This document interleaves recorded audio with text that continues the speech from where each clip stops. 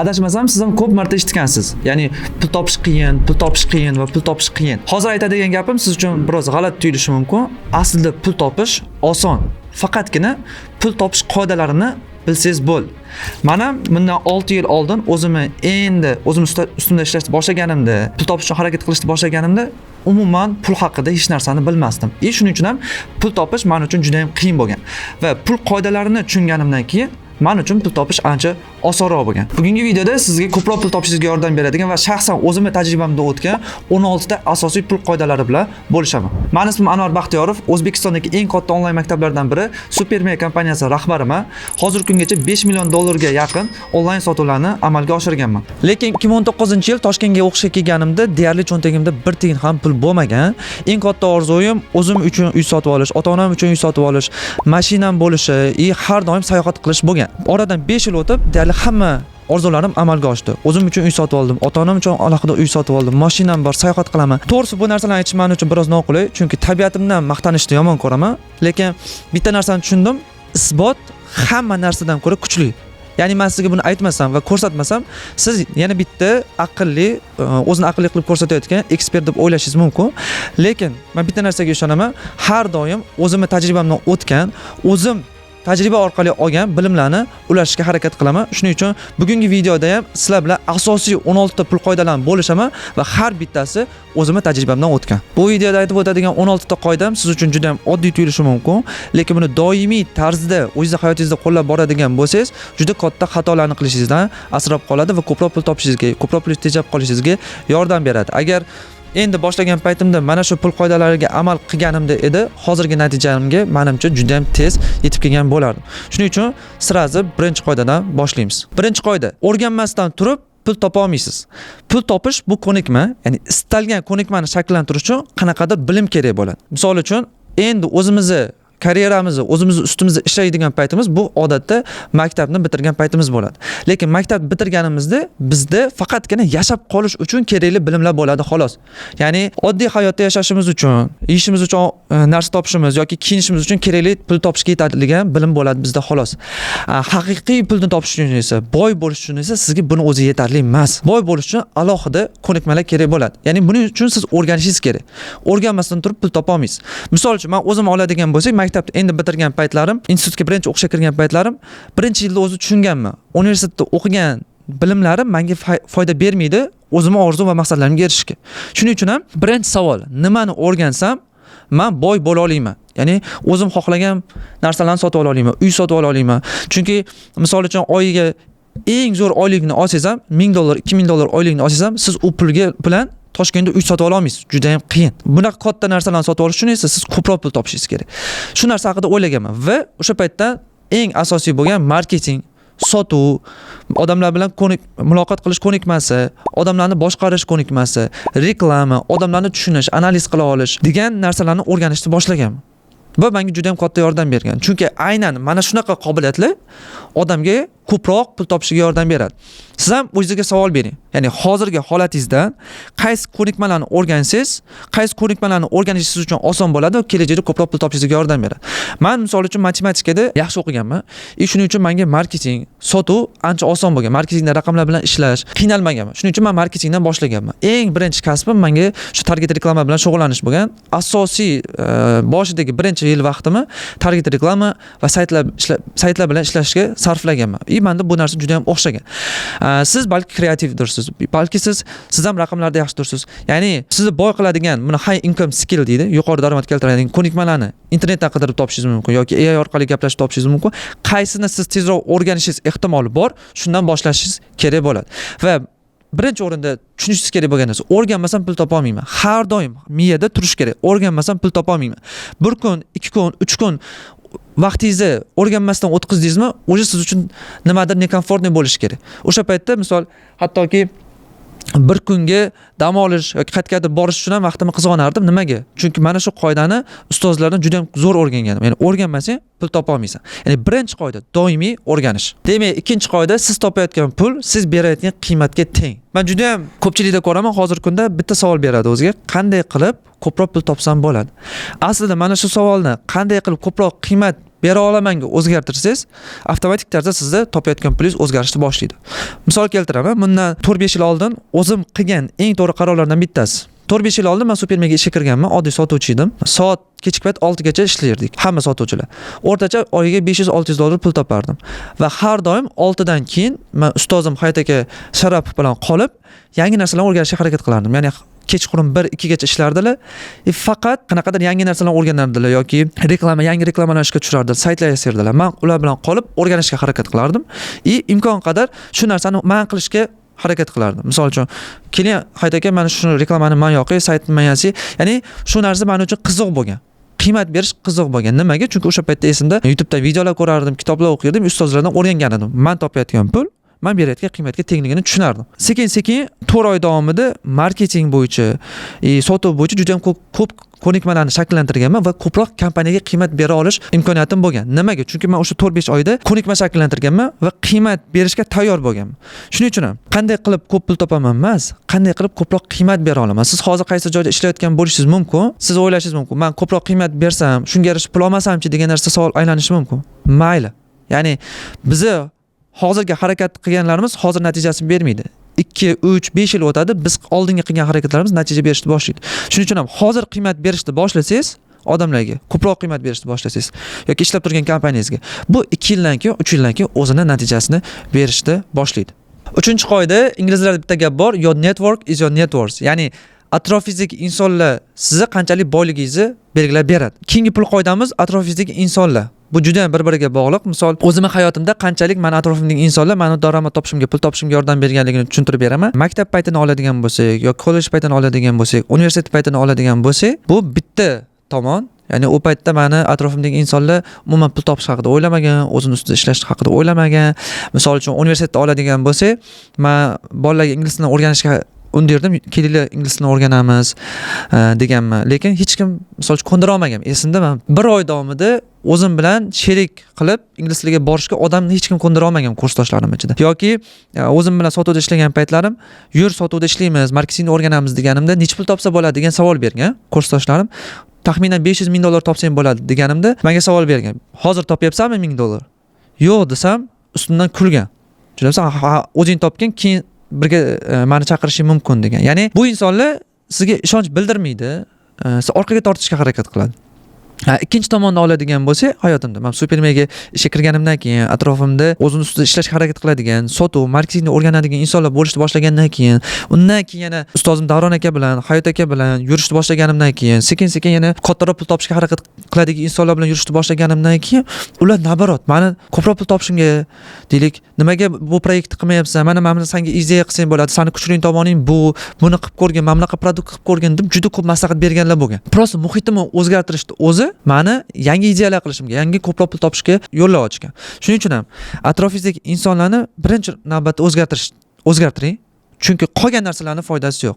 Qancha bilimingiz bo'lmasin, tajribangiz bo'lmasin, atrofingizdagi insonlar fikrlash to'g'ri kelmaydigan bo'lsa, ular sizni orqaga tortadigan bo'lsa, foydasi yo'q. 4-qoida, birdaniga 2-3 joydan pul topishga harakat qilmang. Eshitgan bo'lsanglar kerak, 2 quyonni orqasidan yugursang, bittasini ham ishonmaysan degan gap bor va bu juda ham 100% to'g'ri gap.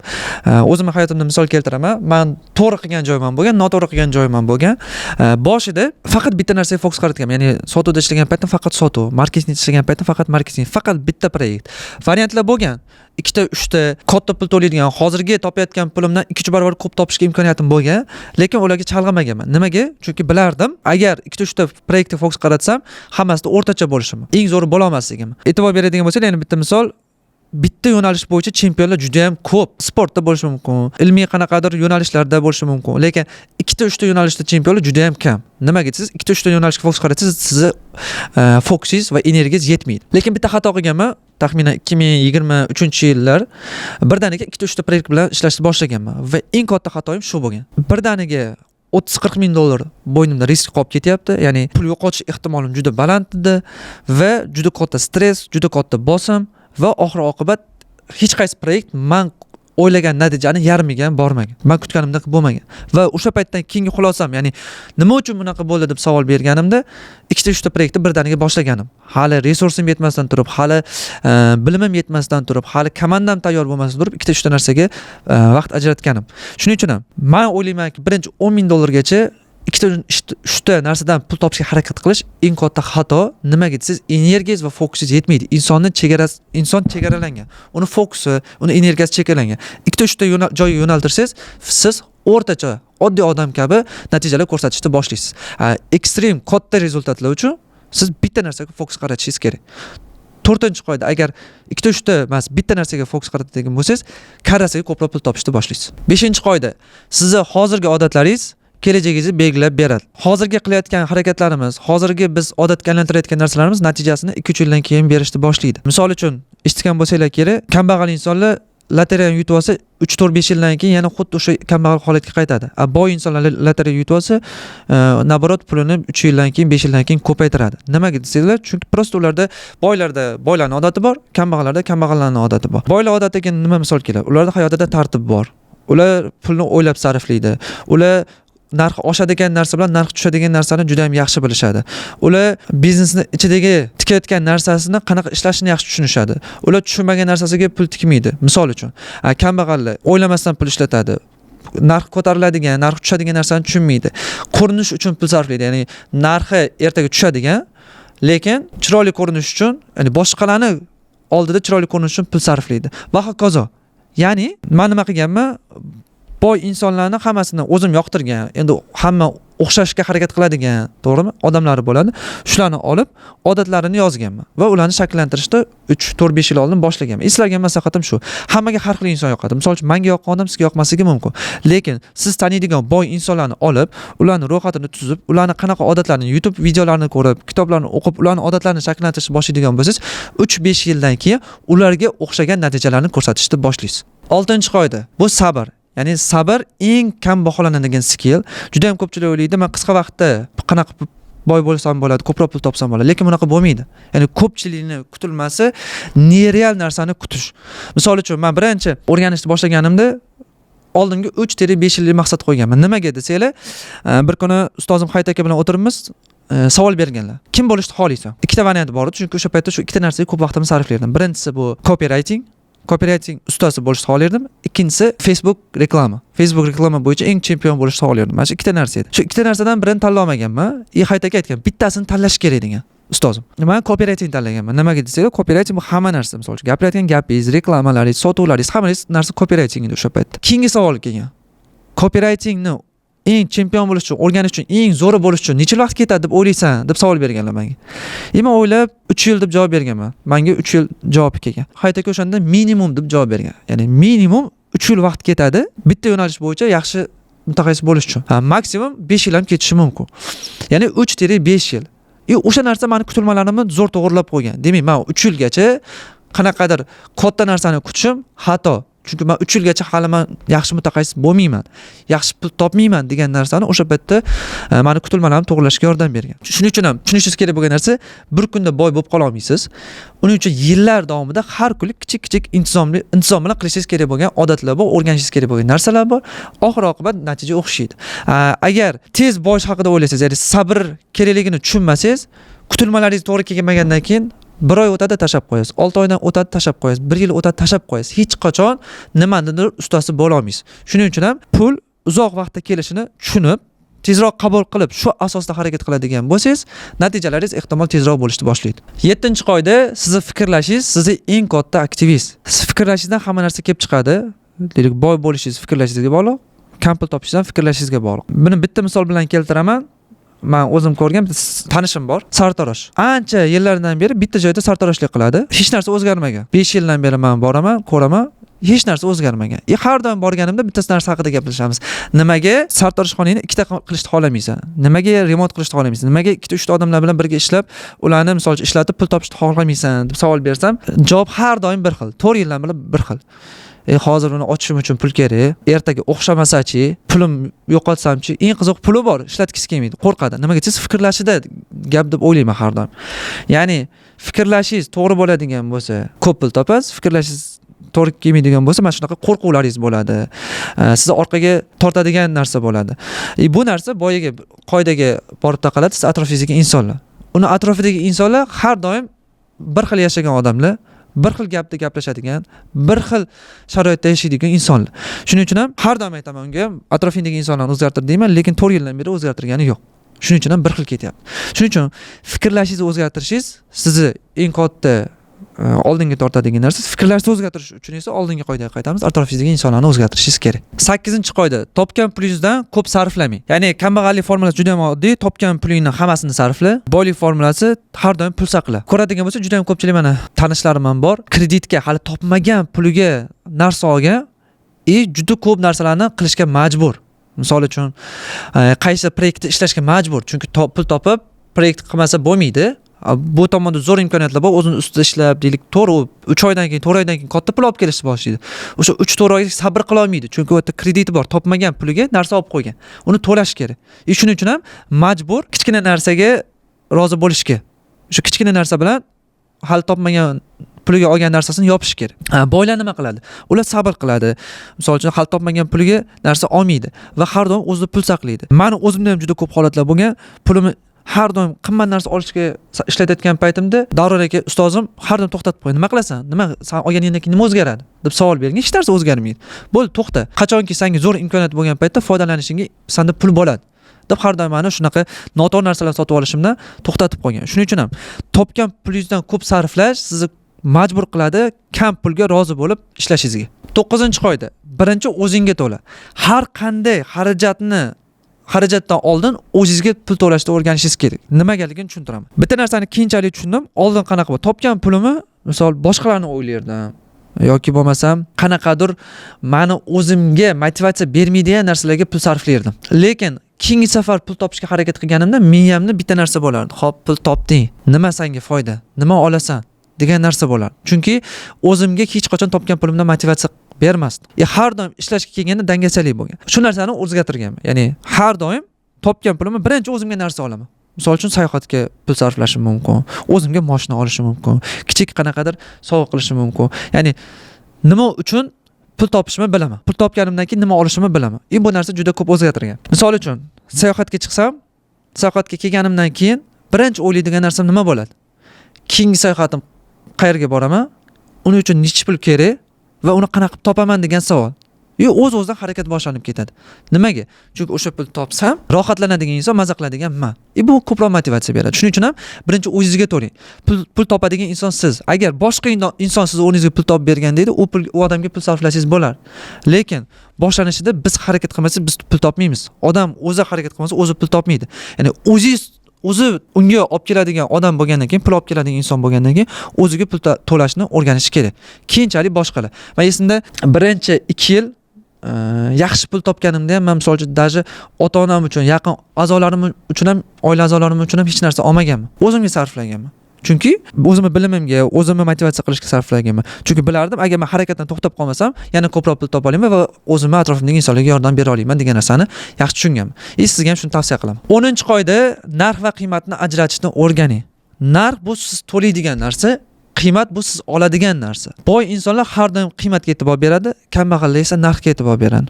Ya'ni nimadir sotib olishdan oldin narx bilan qiymatni solishtiring. Misol uchun, men o'zimga investitsiya qilayotgan paytimda, kurs sotib olayotgan paytimda u qimmat bo'lishi mumkin. Men esimda oxirgi topgan pulimga har doim kurs olgan paytlarim ham bo'lgan. Nimaga?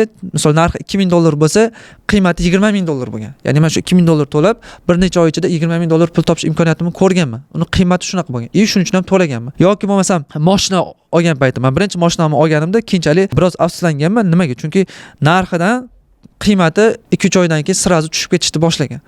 Shu mana moliyaviy pul bilan muomala qilishda xatoyim bo'lganda. Buni tajriba sifatida olaman, afsuslanmayman. Birinchi afsuslanganman, keyin tajribaligini tushunganimdan keyin afsuslanishni to'xtatganman.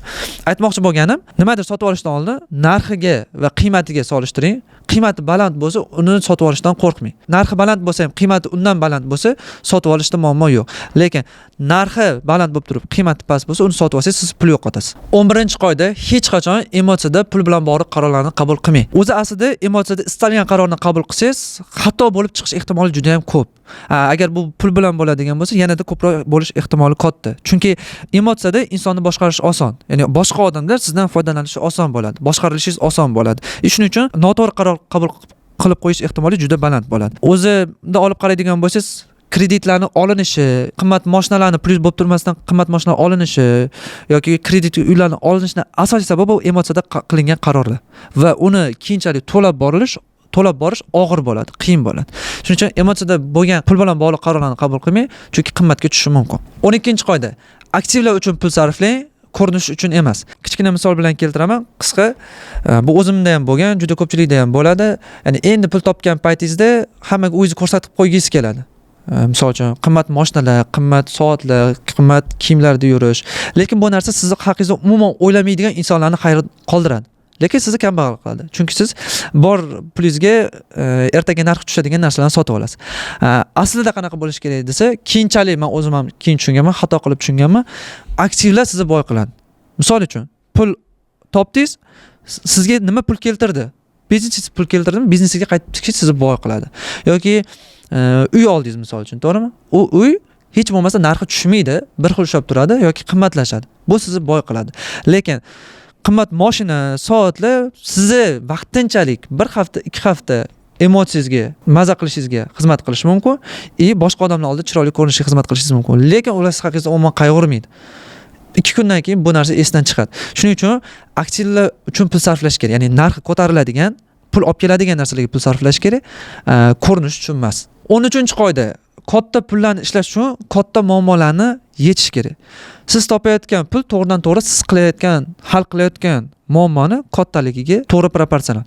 Qanchalik katta muammoni hal qilasiz, shunchalik katta pul topasiz. Qanchalik kichkina muammoni hal qilyapsiz, shunchalik kichkina pul topasiz. Misol uchun, kimdir biznesda 100 million so'mlik tushirib berishni o'z bo'yniga olyapti. Misol uchun, bo'ldi, menga beringlar shu ishni, men sizga $10,000 tushum qilib beraman dedi. O'sha inson $10,000 yarasha pul topadi.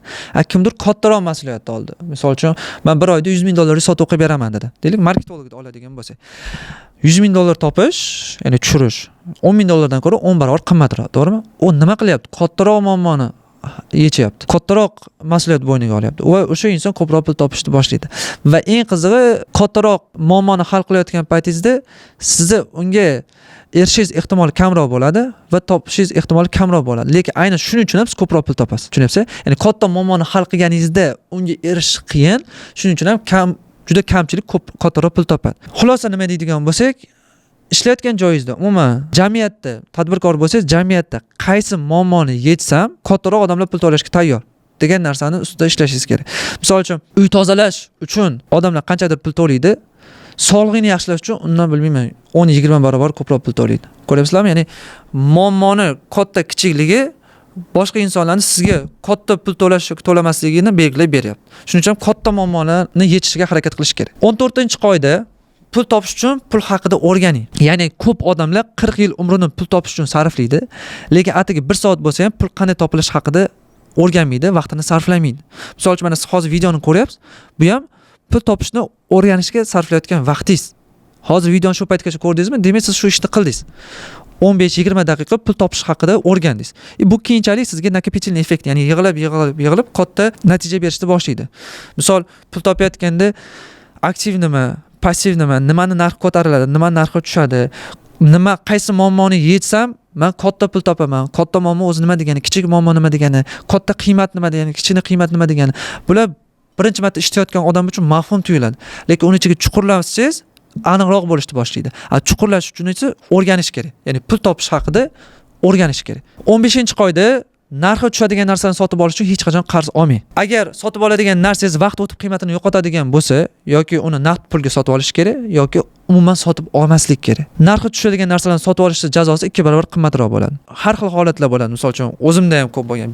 Biznes qilayotgan paytingizda ba'zida qarz olishingizga to'g'ri keladi. Lekin u qarzni nimaga sarflashga olayotganingiz juda ham muhim. Misol uchun, narxi tushadigan narsani olishga qarz olayotgan bo'lsangiz, bu xato. Nabarat keyinchalik 2-3 barobar qimmat qilib to'lashingizga to'g'ri keladi. Biznesingizni o'stirish uchun siz bilasiz aniq qanaqa qilib, misol uchun, sotuvlarni oshirishni, o'sha pulni olib, qarz olib, biznesingizga sarflab qanday qilib ko'proq qilishni bilasiz. U paytda pul qarz olishingiz bu normal holat. Men o'zimdan juda ko'p holat shunaqa bo'lgan. Lekin narxi tushadigan narsa uchun qarz sotib olishingiz, keyinchalik uni 2-3 barobar qilib to'lashingizga, bu to'lashingiz uchun yillab vaqtingizni sarflashingizga, bundan tashqari qilishni xohlamagan narsangizni qilishingizga majbur bo'lishga to'g'ri keladi. Shuning uchun ham narx tushadigan narsani hech qachon qarzga sotib olmang. 16-qoida. Bilimingizga investitsiya qiling. Ya'ni sizdan hech qachon va hech kim olib qo'ya olmaydigan ko'nikmani shakllantiring. Misol uchun, men hech qachon oxirgi 2-3 yildan beri pul topa olmasamchi degan narsani o'ylamayman. Hamma narsam yo'q bo'lib qolsin, hamma narsa misol uchun o'xshamasin, men qanday qilib reklama yoqishni bilaman, qanday qilib sayt yasashni bilaman, qanday qilib sotuv qilishni bilaman, qanday qilib odamlarni bilan ishlashni bilaman. Bular ko'nikmalar. Meni hamma uyimni olib qo'yishi mumkin, pulini olib qo'yishi mumkin, bor hamma narsamni olib qo'yishi mumkin, lekin meni bilimimni hech kim olib qo'ya olmaydi. Men istalgan paytim kamida $1000 dan $10,000 gacha pul topa olaman. Eng yomon holat. Nimaga? Chunki men o'sha topilish uchun kerak bo'ladigan ko'nikmalar bor. Bu narsani hech kim olib qo'ya olmaydi. Xuddi shunaqa narsa uchun pul sarflash kerak. Va juda ko'pchilik nimaga pul sarflaydi? Nimaga investitsiya qiladi? Uy oladi, to'g'rimi? Uyga o'ylaydi, 3 yildan keyin, 5 yildan keyin narxi oshadi. Ko'p holatlarda oshmaydi. Prosta inflyatsiyani hisobiga sizga qimmatdek tuyuladi xolos, ya'ni oshgandek ko'rinadi. Misol uchun, $100,000 ga uy oldingiz, $1 deylik 10,000 so'm. 2 yildan keyin, 3 yildan keyin $1 12,000 ga aylandi. Misol uchun deyapman. Sizni uyingiz narxi 120,000 ko'tarildi. Siz o'ylaysiz $20,000 pul ishladim. Aslida pul ishlamagan bo'lasiz, faqat inflyatsiyani hisobiga 2 yil oldingi uyingiz narxidan hozirgi uyingiz narxi 2 barobar $20,000 ga qimmatroq bo'ladi xolos. Aslida siz ishlamadingiz. Yoki bo'lmasam ko'pchilik aksiyalarga pul tikadi, to'g'rimi? U ham xuddi shunaqa. Misol uchun aksiyaga pul tikdingiz. Eng zo'r holatda o'rtachasini oladigan bo'lsa, 4, 5, 10 barobar pulingiz kattalashishi mumkin, ko'payishi mumkin. U ham hammada emas. Juda ekstremal o'sishlar bo'ladi. Misol uchun 100 barobar, 200 barobar pul topadi odamlar, lekin ular ham barmoq bilan sanaydi. Misol uchun 10 tadan bitta bo'lishi mumkin, 100 tadan bitta bo'lishi mumkin. Hammada bu narsa o'xshamaydi. Bilimingizga investitsiya qilsangiz, u 3-5 yildan keyin 500,000 barobar bo'lib qaytishni boshlaydi. Misol uchun $100 topgan pulingiz keyinchalik siz $15,000 topishingizga yordam beradi. Misol uchun men 2022-yil, 23-yil esimda topgan pulimni kursga sarflaganman. Rossiyadagi eng top o'zim yo'nalishimdagi ekspertlar, Amerikadagi eng top ekspertlar oxirgi pulimgacha bilimga sarflaganman. Nimaga desa, chunki bilardim o'sha skillni o'rgansam, keyinchalik kattaroq pul topishim mumkinligini. U narsani sizdan hech kim olib qo'ya olmaydi. Ko'p bizneslar bor, olib qo'ygandan keyin biznesni hech narsa qila olmaydi. Chunki u ko'nikma emas. Ko'nikmani sizdan hech kim olib qo'ya olmaydi. Shuning uchun ham bilimingizga investitsiya qiling. Odamlar gapiraveradi. Misol uchun negativ insonlar bor, o'qishdan foyda yo'q, aqllilik qiladi, kursda o'qiding, nima foyda, nima o'rganding degan savollar berishadi. Bu sraz natijasini bermaydi. Misol uchun bitta kursda o'qidingiz, 3 oydan keyin sizda natija bo'lmaydi. 3 yildan keyin bo'ladi. Bu narsani fikrlash to'g'ri bo'lgan insonlar tushunadi. Shuning uchun doimiy o'zingizga investitsiya qilishni o'rganishingiz kerak. Tez natija kutmasdan 3-5 yildan keyin natija berishni boshlaydi. Demak, mana shu men olgan, bilishni xohlagan, aniqrog'i endi o'zim yo'nalishimni, o'zim ustimda ishlashni boshlagan paytlarim bilishni xohlagan qoidalar edi. Ba'zilarini men o'zim tajribamda o'rganib tushunganman, xato qilib tushunganman. Ba'zilarini boshdan ustozlarim o'rgatgan. Menga katta yordam bergan. Umid qilamanki, agar siz ham mana shularga harakat qiladigan bo'lsangiz, shu qoidalarga amal qiladigan bo'lsangiz, katta xatolar qilishingizdan, ko'proq pul yo'qotishingizdan tejab qoladi, nabarat kattaroq pul topishingizga yordam beradi. O'ylaymanki, foydali bo'ldi. Bundan tashqari meni Telegram kanalim bor. U Telegram kanalimda foydali pul haqida, marketing haqida, biznes haqida, sotuv, o'z ustida ishlash haqida foydali postlar, o'zimning hayotimdagi bo'layotgan jarayonlar, nimalar bilan shug'ullanayotganimni ko'rsatib boraman. Agar qiziq bo'lsa, hayotingizni o'zgartirish, ko'proq pul topish, umuman marketing, biznes sohasi qiziq bo'lsa, pastda ssilka bo'ladi, link bo'ladi, o'tib obuna bo'lib qo'yishingiz mumkin, mutlaqo bepul. Yangi videolarimni ham aynan shu kanalda e'lon qilib boramiz. Ko'rganingiz uchun rahmat. Keyingi videolarda ko'rishguncha.